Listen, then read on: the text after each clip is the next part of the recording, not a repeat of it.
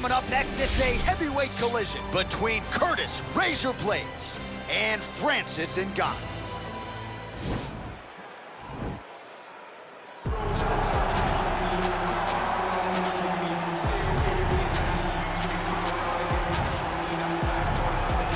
All right, here's the heavyweight contender, Francis Ngannou. DC, prevailing wisdom is that eventually he's going to find his way back into the UFC title fight. Had the first fight against Stipe that didn't go his way. This is as big a power threat as this division really has ever seen. You don't lose. You get an opportunity to learn. And Francis Ngannou learned from the fight with Stipe Miocic at UFC 220. And it was evident when he made his way back to the octagon. Curtis Blaydes was a guy that could employ the same type of strategy as Stipe Miocic did, but Francis disposed of him in the first round. Cain Velasquez is another guy that could employ that strategy. Francis disposed of him in 28 seconds. He's only getting better because he has not been fighting for very long.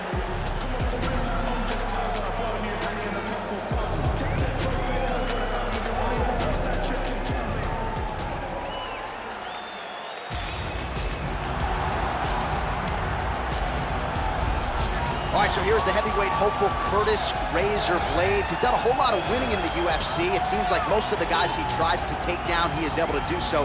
What have you seen from Curtis Blaydes thus far in the octagon? Curtis Blaydes has only been beaten by Francis Ngannou in his UFC career. So when you set him against anyone else, he's the guy that is more likely to get his hand raised. It's the wrestling ability, it's the cardio, and it's the underrated striking of Curtis Blaydes that makes him one of the best heavyweights in the entire world. Won a JUCO national championship as a wrestler at Harper College. That came after he earned a full ride to Northern Illinois University. Looking to put his best foot forward here tonight and potentially earn his first UFC championship opportunity.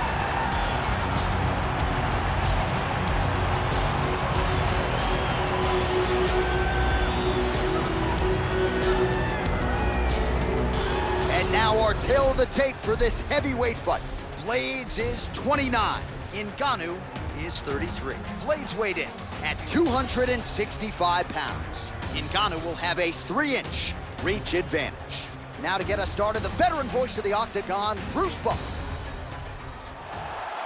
Ladies and gentlemen, this fight is 3 rounds in the UFC heavyweight division. Introducing first, fighting out of the blue corner. This man is a boxer, holding a professional record of 17 wins, 3 losses. He stands 6 feet 4 inches tall, weighing in at 250 pounds. Fighting out of Paris, France, Francis the Predator Ngannou.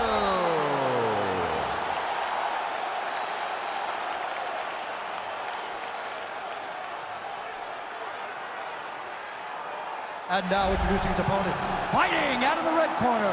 This man is a wrestler, holding a professional record of 17 wins, 3 losses, and 1 no contest. He stands 6 feet 4 inches tall, weighing in at 265 pounds. Fighting out of Chicago, Illinois, Curtis Razor Blaydes.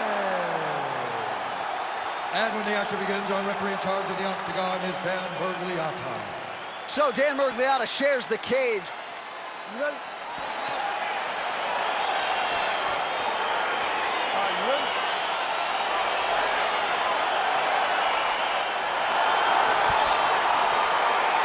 All right, so here we go. This highly anticipated fight is now underway. Looks like a classic matchup of striker versus grappler. Am I simplifying things too much? In this instance, you aren't, because this is what got these 2 men to the show. Right. One guy is known for his diverse attack on the feet. The other guy is known for his ability to drag the fight to the mat and put his opponents in danger from the very start of the grappling exchanges. Well, pretty good work off of the bottom here by the Predator, Francis Ngannou. Well, anytime you are in a ground fighting situation with this fighter, you're potentially playing with fire. All right, a good ground and pound by him here, certainly staying busy, and not just busy, but effective. You can just throw punches to keep the referee off of you. This guy is throwing punches to be effective, to throw damaging strikes. He's doing a fantastic job.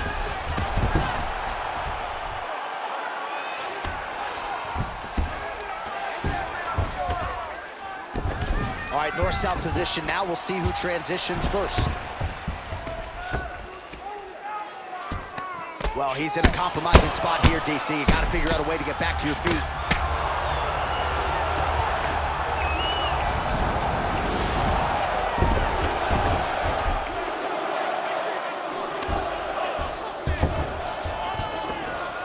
you know I don't like the gi very much, but I have an appreciation and a healthy one for these type of transitions. You can tell he's been in the gi at some point in his life with the way that he moves so freely. I'm skipping jiu-jitsu next week, too.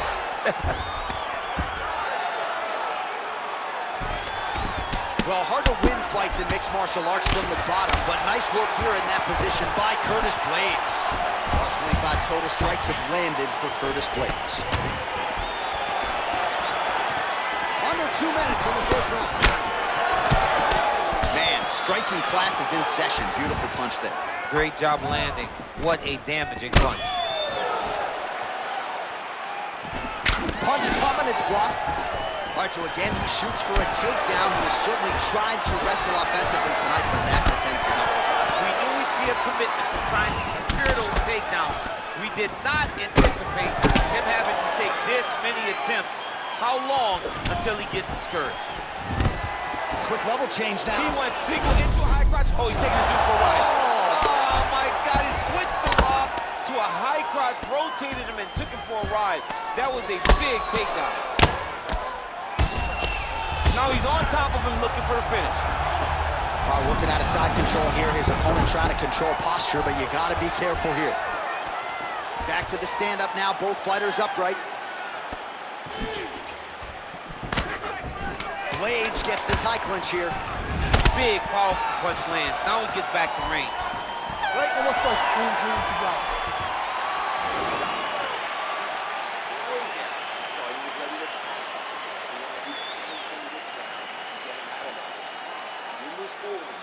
Well, what a round it was, especially from a striking standpoint. DC, take us through. High-level striking. I mean, this is what people come through the doors to see. Two men stand on a quarter, chest to chest, forehead to forehead, and let it all fly. I'm surprised nobody went out, but it does excite me for the next round. All right, back to the live action now at the start of round 2. And there is Curtis Razor Blaydes and the Predator Francis Ngannou. Oh, big punch land. Oh, just a killer jab there from Francis Ngannou. I don't know about you fighting this guy, man. Aren't you coaching high school wrestling instead? All right, he gets the takedown now, DC. We'll see what he can do in this advantageous spot. He set it up beautifully. Let's see if he can now take full advantage of it. Ngannou's lower jaw does not look good. I don't think it's broken, but starting to show some obvious signs of swelling.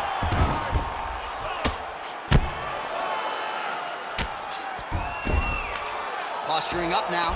And now the damage is about to start. Working off of his back here. Looks like he may try to hip escape. Good movement by him here, transitioning very well on the ground tonight. Step for step, he's staying with his opponent in every transition. Side control now, DC. A lot of options at his disposal from here. Blaydes is back in full mount. Crazy accuracy and efficiency with these ground and pound strikes here. And if you're the opponent, you got to intelligently defend or the referee's going to stop the fight. Got to defend, but you can see him now starting to gain posture, and the intensity at which he's throwing these ground strikes is starting to improve. It's starting to elevate because he knows that he can get the finish. Just reached the midpoint of the fight. All right, he's got side control here, DC. You know, he's got a lot of different submissions in his arsenal once this fight gets to the ground. All right, well, both fighters pretty comfortable on the ground, DC, but you got to be very careful hanging out here for too long if you're his opponent.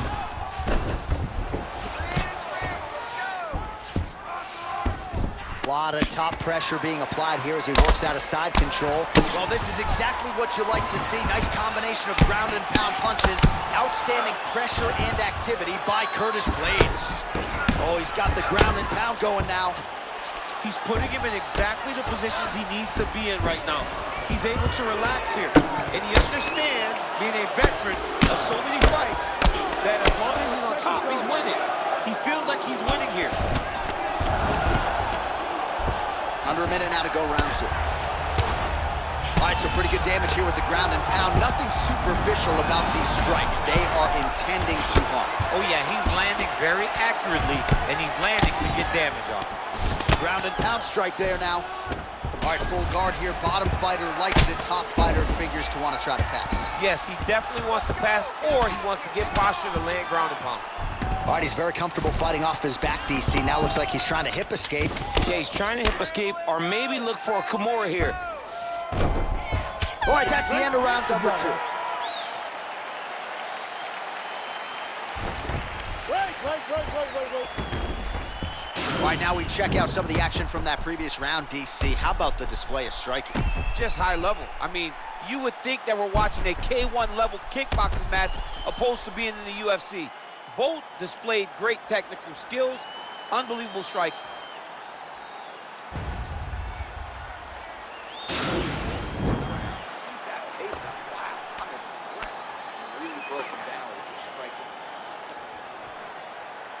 Final round, you ready? And we are back for our third and final round. Connects with a right hand. Pretty good punch, that one. Nice right punch by this young man. Barely missed on an uppercut right here to the inside. Ngannou gets hit with a kick. That one appeared to land flush. Well, we wondered earlier why there weren't as many body strikes. He's making up for lost time here. Shot to the body connects, and that bears watching. That's going to hurt this opponent. And they separate. All right, he engages in a single collar tie here.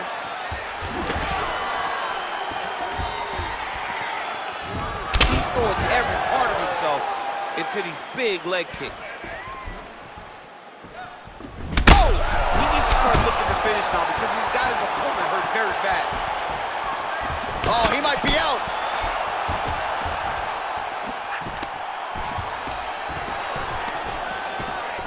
Big knee. All right, he closes the distance, gets the single collar tie.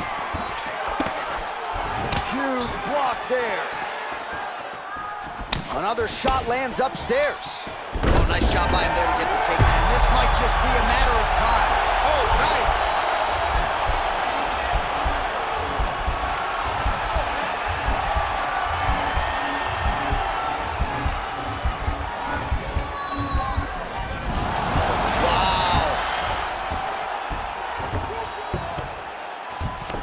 A lot of top pressure being applied here. Oh, he's got the knee on the belly. Could be trouble defensively. Ngannou's lower jaw is just nasty at this point. Really swollen in that area now. Less than 2 minutes to go in round 3.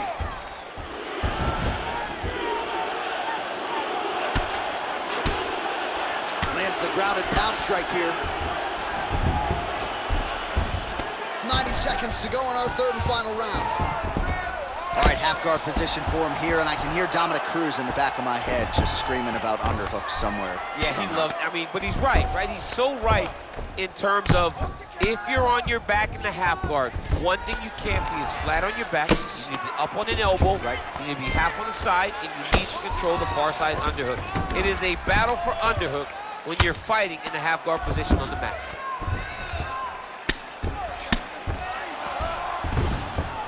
Bottom fighter trying to control posture, unable to do so. And now he's in a lot of danger. He's got to grab that head or he's going to get blasted. Well, this is a tough fighter to buck off. Very good pressure and work here by Blaydes.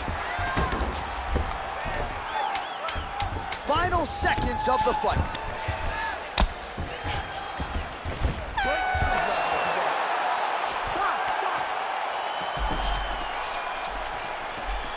All right, so as many expected, this fight goes the distance, but a lot of action in there, particularly when it comes to his offensive wrestling. I mean, he wrestled at a really high level tonight. He knew that his opponent was going to get back to his feet if he got taken down. But he was so committed to the takedown, to the pressure, to the grind, they say, that he was able to really wear him down and get the victory. Official decision now in. The buff has it. Ladies and gentlemen, after 3 rounds, we go to the judges' scorecards for a decision. The judges scored the contest 29-28, 30-27, and 30-27. For the winner by unanimous decision, Curtis Blaydes.